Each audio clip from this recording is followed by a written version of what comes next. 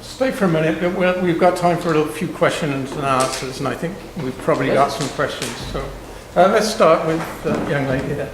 I'm interested in heritage designation and whether you're drawing a timeline. Like, I'm thinking that brutalism was actually a style of architecture, and by getting rid of buildings, say, built in the 60s or 70s, and that were built specific to those locations, are you sort of stopping time at a certain time and saying, well, heritage lasted up until 1900, 1920, 1930, and then anything after that was just kind of like, I'm concerned that there might be buildings that don't necessarily fit into the timeline that are still worth preserving, and how do we make sure that that doesn't, their destruction isn't because they just don't happen to fit a particular style or time. That's a really interesting point, and it's a wonderful intellectual exercise to really start to think about this, and I love to think about it myself. The quick answer with, for instance, Markham Village, is that when the Heritage District went in 1991, the heritage resources were identified, and at that time, what people were looking at was architecture mainly from prior to the First World War and back. So that was not considered a heritage building. So when that district plan went in, the heritage buildings were what they were. That's kind of scary, isn't it? Well, let me finish though. I'm going to continue on. I just want to say that the Heritage District Plan was done, it was approved by council, so as a municipality, we use that as our guideline. It's our policy framework that we work with. It doesn't address the 1950s, it doesn't address the 1960s at all. So we're working with that existing document. It's not to say that in the future that someone could modify the district plan and say, now we consider this heritage. But you're right that there is a lot of architecture, it's the a lot of modern architecture has value, and in Markham we have individually designated some buildings as recently as our own City Hall, which is a modernist building. But in the heritage districts, generally when they were put in, whatever was considered heritage at that time is what is protected. So we don't have the policy framework to protect things from later. So if you're a property owner and you own a building like the Brutalist building, and we want to save it, it would be very difficult for us to do that because they'd say, well, in your district plan, it doesn't address that. And also, if they were up before council, they'd say, well, this is not even listed as a heritage building.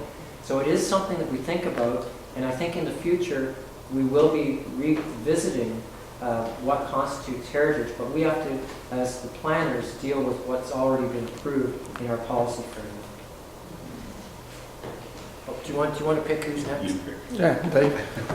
You mentioned a couple of times that the municipality bought buildings that were under threat. Yes. So that depends on money.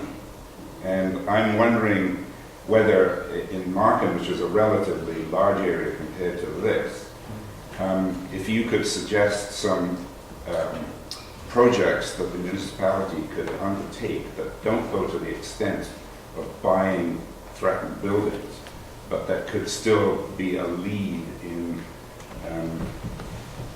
fostering this view about heritage in the heritage district.